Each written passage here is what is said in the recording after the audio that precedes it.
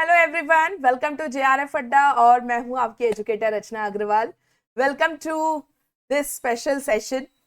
आप सभी को मैंने वादा किया था पिछली बार कि नेट जेआरएफ को क्रैक करने के लिए एक डिटेल टाइम टेबल जो है मैं आपके लिए लेकर आऊंगी। तो बस आज का सेशन हमारा इसी को लेकर है।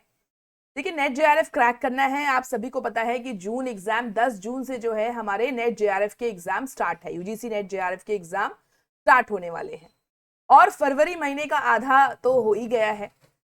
अब लोगों के अंदर है कि मैम कई बच्चे ऐसे होते हैं कि प्रिपरेशन स्टार्ट करते हैं, कई बिगिनर्स होते हैं और कई ऐसे स्टेज पे होते हैं जो एक बार या दो बार अटेम्प्ट दे चुके होते हैं और कई बार समझ में नहीं आता कि यार कहाँ से शुरू करें, क्या शुरू करें, क्या पहले खत्म करें, किस तरह से टाइम को मैनेज करें। सबसे बड़ा सवाल बच्चों के दिमाग में यही होता है कि मैम टाइम को मैनेज कैसे करें, है ना। कि मैम पेपर 1 कब पढ़ें, पेपर 2 कब पढ़ें, कितना टाइम दें, कैसे पढ़ें, ऐसे बहुत सारे सवाल जो है मुझसे बच्चे जितने भी एस्पिरेंट्स हैं सब पूछते रहते हैं। और तो मैंने सोचा चलो एक स्पेशल सेशन इस पे बनता है। अब देखो, मैं जो ये आज का सेशन है ना, इसमें एक डिस्क्लेमर मैं पहले ही लगा देती हूँ। डिस्क्लेमर ये है कि टाइम टेबल तो मैं आपको बता रही हूँ, but this time table is flexible. मैं पहले बता दूं कि ये कोई ऐसा नहीं है कि ये टाइम टेबल मैंने दे दिया बच्चों की तरह, जैसे टाइम टेबल देते हैं कि यार ये 8 बजे उठो, 9 बजे पढ़ने बैठो, 10 बजे रिवीजन करो। इस टाइप से नहीं होगा। आप अपने हिसाब से, क्योंकि बहुत सारे कैंडिडेट्स ऐसे होते हैं जो जॉब कर रहे होते हैं, बहुत सारे कैंडिडेट्स ऐसे होते हैं जो सिर्फ जेआरएफ की तैयारी कर रहे होते हैं, कई कैंडिडेट्स ऐसे होते हैं, ज्यादातर जो विमेन कैंडिडेट है वो फैमिली के साथ, फैमिली को संभालते हुए जो है जेआरएफ एग्जाम की प्रिपरेशन कर रही हैं। तो इसीलिए वो अपने हिसाब से आप टाइम टेबल को चेंज कर लीजिएगा। बस मैं आपको एक डायरेक्शन दूंगी कि किस तरह से आगे बढ़े। ये 4 महीना हमारे पास बचा हुआ है, 4 महीना है आपके पास, और इस 4 महीनों को कैसे यूटिलाइज करेंगे ये इंपॉर्टेंट है। तो चलिए स्टार्ट करते हैं क्लास को हम लोग। देखिए, सबसे पहले जो है टाइम टेबल आपको दिख रहा है फरवरी, मार्च, अप्रैल। मैंने क्या किया है कि जो हमारे पास 4 महीने हैं उसको 3+1 में डिवाइड किया है। ध्यान से सुनिएगा, 3+1, यानी कि जो ये 3 है that is February, March and April, और एक महीना हमारा जो है वो मई महीना है, that is the most important. इसको बाद में बचा के रखा है कि इस समय आप क्या करेंगे, ठीक है। देखिए, टाइम टेबल ऐसा होगा कि आप, हमारे पास 2 पेपर है यूजीसी नेट एग्जाम में, पेपर 1 एंड पेपर 2। आप सभी को पता है कि दोनों ही पेपर इक्वली इंपॉर्टेंट है। पेपर 2 आपका अपना पेपर होता है जिसमें आप मास्टर्स कर रहे होते हैं, तो तैयारी आपकी थोड़ी बहुत होती रहती है और अच्छी भी रहती है। और ज्यादातर बच्चे गलती ये करते हैं कि पेपर 1 पे ध्यान नहीं देते, जिसके कारण वो नेट जेआरएफ से चूक जाते हैं। तो पेपर 1 पे भी हमें ध्यान रखना है पूरा पूरा, ठीक है, चाहे ये 50 क्वेश्चन ही क्यों ना आए इसमें, लेकिन इंपॉर्टेंट है भाई, ठीक है। अब ध्यान दीजिएगा, मैं मेरे हिसाब से आपको मॉर्निंग का टाइम जो है वो पेपर 1 को डिवोट करना चाहिए, ठीक है। मॉर्निंग का time is should be for paper 1। तो मंडे टू फ्राइडे जो है आप मॉर्निंग में 3 घंटा दें पेपर 1 को। अब इस 3 घंटे, देखो मिनिमम मैं बोल रही हूँ 3 घंटा, आप 4 घंटा 5 घंटा कितना भी कर सकते हैं, पर 3 घंटा आपको देना चाहिए। अब 3 घंटे को आप कैसे डिवाइड करेंगे, ध्यान से सुनिएगा। 3 घंटे को आप 2 घंटा क्लास देखिए, क्योंकि क्लास भी आपको अटेंड करनी है। या तो अगर आप यूट्यूब लर्नर है तो यूट्यूब की क्लासेस देखेंगे, अगर पेड लर्नर है तो पेड क्लासेस देखेंगे। तो 2 घंटा आप सिर्फ क्लास देखिएगा। मैं तो बोलूं 1.5 आवर देखिए, ज्यादा काफी रहेगा, ठीक है। क्लास देखिए और mandatorily 1 hour should be devoted for notes making and revision. आप नोट्स बनाइए, रिवीजन नहीं कर पाते कोई दिक्कत नहीं है, लेकिन नोट्स बनाते बनाते भी जो है, ऑब्वियसली जब आप नोट्स बना रहे होते हैं तो समझ के ही नोट्स बनाते हैं, है ना। आपने क्लास समझ ली और उसके बाद नोट्स बना रहे होते हैं। जब लिखते हैं तो हमारे दिमाग में बहुत जल्दी वो चीजें जाती हैं। इसलिए मैं आपको कई बार बोलती हूँ कि नोट्स बनाना बहुत जरूरी है, क्योंकि लिखने से जल्दी चीजें याद होती हैं, आप भूलोगे नहीं। तो ये याद रखना, हर रोज 2 घंटा सुबह क्लास देखिए और 1 घंटा नोट्स मेकिंग को लगाइए। जो जो आपने कंसेप्ट आपने क्लास देखने के दौरान पढ़ी उसको आप नोट्स बना लेंगे अच्छे से, पॉइंट्स, की पॉइंट्स के साथ, जैसे मैं आपको पढ़ाती भी हूँ नोट्स बनाते हुए। आपने देखा मैंने क्योटो प्रोटोकॉल पढ़ाया, मॉन्ट्रियल प्रोटोकॉल पढ़ाया, खासकर पीडीई में मैंने आपको नोट्स बनाते बनाते ही पढ़ाया था। तो यहाँ पे आपको ज्यादा एफर्ट नहीं लगेगा, आपने वीडियो देखी मेरी और तुरंत नोट्स बन जाएगा। ठीक है, ये आप रखिए सुबह का टाइम पेपर 1 के लिए। रात का टाइम आप इवनिंग से कभी भी शुरू कर सकते हैं, Monday to Friday for paper 2। इसको भी इसी तरह से डिवाइड करेंगे, 3 घंटा कम से कम पेपर 2 आपको देना है, तो 2 घंटा आप क्लास देखिए और 1 घंटा नोट्स मेकिंग। मेक श्योर कि ये कंसिस्टेंट रहे। 6 घंटा मिनिमम बोल रही हूं, 4 घंटा भी हो जाए कोई दिक्कत नहीं है, पर कोशिश करिए कि हर रोज आप कम से कम 4 घंटा पढ़ रहे हो, क्योंकि टाइम बहुत कम बचा है। ठीक है, अब सैटरडे का time, full Saturday should be for the revision. अब रिवीजन किसका? वो पूरे हफ्ते आपने जो जो चीजें पढ़ी, जो जो कंसेप्ट पढ़ा, उसको आप सैटरडे को वापस से रिवाइज करेंगे, रिविजिट करेंगे। ठीक है, तो रिवीजन जो है वो सैटरडे को होगा आपका, याद रखिए, पेपर 1 के लिए, और संडे का टाइम पेपर 2 के लिए रखिए। तो सैटरडे को आपने रिवीजन किया। अगर आप पेड क्लास के हैं स्टूडेंट तो मंडे टू फ्राइडे हमारी जेआरएफ अड्डा पे क्लास होती है। सैटरडे को आप देखना हमारा प्रीवियस ईयर क्वेश्चन हम सॉल्व करते हैं।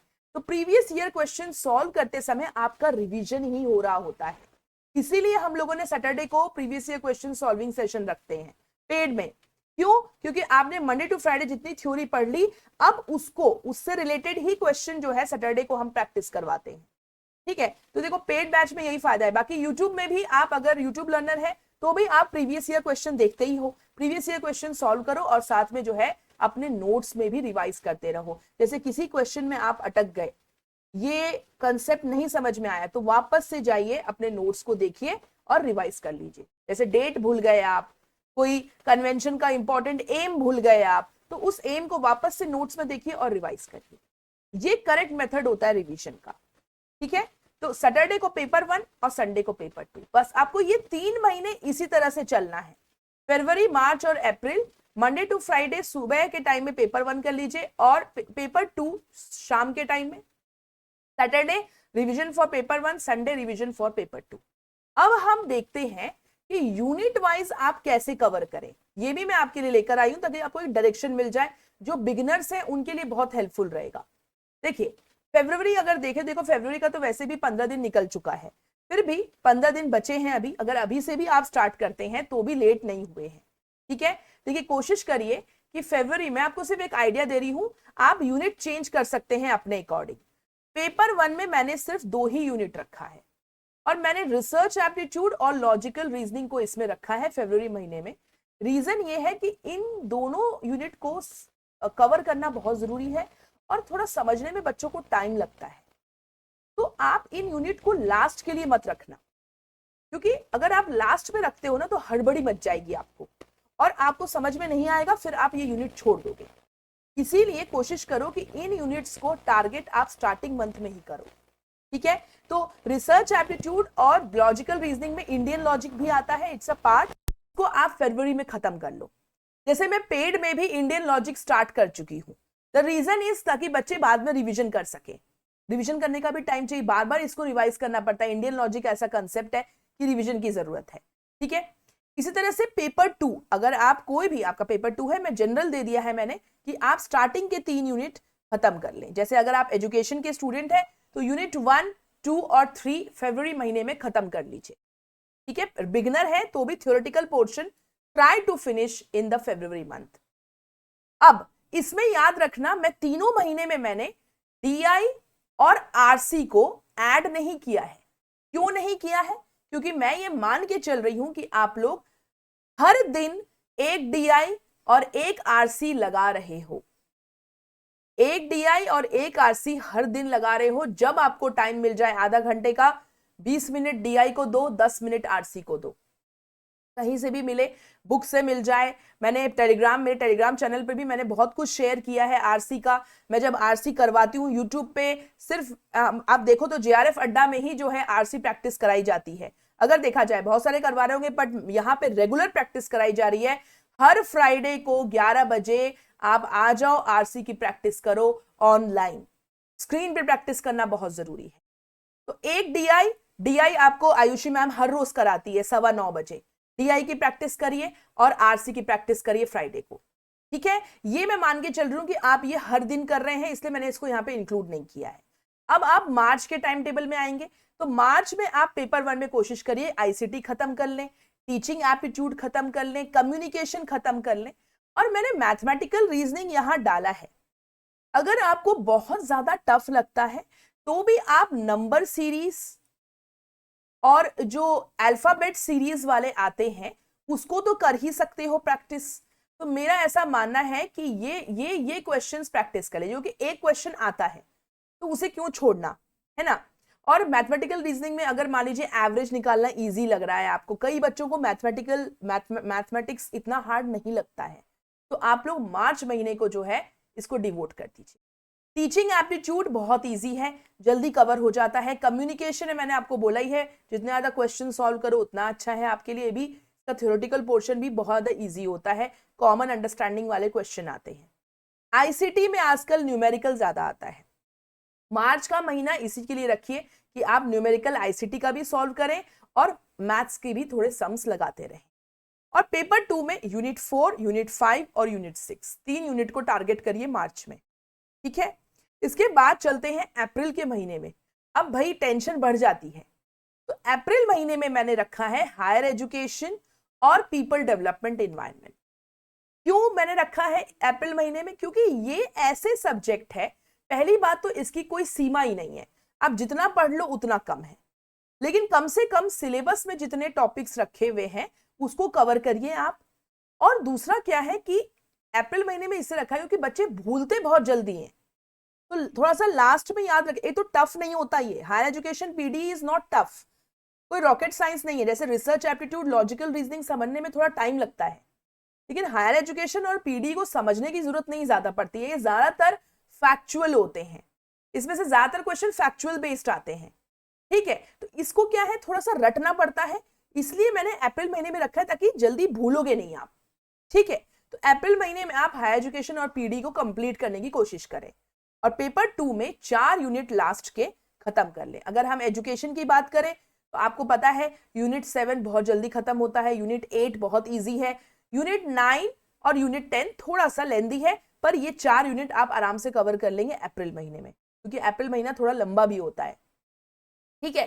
तो ये जो है आपका अप्रैल, फरवरी, मार्च, अप्रैल का मैंने आपको एक फ्लेक्सिबल टाइम टेबल दे दिया है, सिर्फ एक आइडिया के लिए किस तरह से फिनिश करें। अब ये तीनों महीने मैं मान के चल रही हूं कि आप आरसी और डीआई हर रोज लगा रहे हैं, ठीक है। प्लीज इसको प्रॉमिस करिए मुझसे भी और अपने आप से भी कि हाँ भाई कुछ भी हो जाए, कम से कम हफ्ते में 4 दिन तो लगाइए। रोज नहीं हो पा रहा तो 4 दिन ऐसा रखिए कि मैं 4 दिन तो लगाऊंगी, यानी कि 4 डीआई और 4 आरसी हफ्ते में हो जाना चाहिए। अब आप कभी भी करो, पर कोशिश करो कि 4 आरसी और 4 डीआई कर लो, ठीक है। अब आते हैं हम लोग मई महीने में। मई महीना है लास्ट महीना आपके यूजीसी नेट एग्जाम की तैयारी में। इसमें ध्यान रखिए कि अब यहां पे कुछ भी थ्योरी पढ़ने की जरूरत नहीं है। कोशिश करिए कि अप्रैल महीने तक आप सारे थ्योरेटिकल पोर्शन कवर कर लो, ठीक है। अब इसमें क्या करना है, मई के महीने में लास्ट के 6 साल के प्रीवियस ईयर क्वेश्चंस लगा डालो। यानी 2000, बच्चे पूछते हैं मैम कौन से साल से स्टार्ट करें, इसलिए मैंने दे भी दिया 2018 से 2023, इतना काफी रहेगा। 2018 से 2023 में दोनों पेपर 1 और पेपर 2 दोनों के क्वेश्चन लगाएंगे। यूजीसी नेट के भी 6 साल और सेट के क्वेश्चन मिल जाए। मान लीजिए पहले तो यूजीसी नेट को टारगेट करिए, अगर आप यूजीसी नेट के क्वेश्चन लगा चुके हैं तो फिर सेट के क्वेश्चंस लगाना चालू कर दीजिए। जैसे वेस्ट बंगाल सेट है, राजस्थान सेट है, इनके जो लेवल ऑफ क्वेश्चंस है बहुत अच्छे हैं, महाराष्ट्र सेट के भी अच्छे रहते हैं। तो आप सेट पे आ जाइए, नेट लगा चुके तो सेट लगाइए, लेकिन पहले यूजीसी नेट के क्वेश्चंस कंप्लीट करिए 6 साल के। साथ में मॉक टेस्ट देते रहेंगे।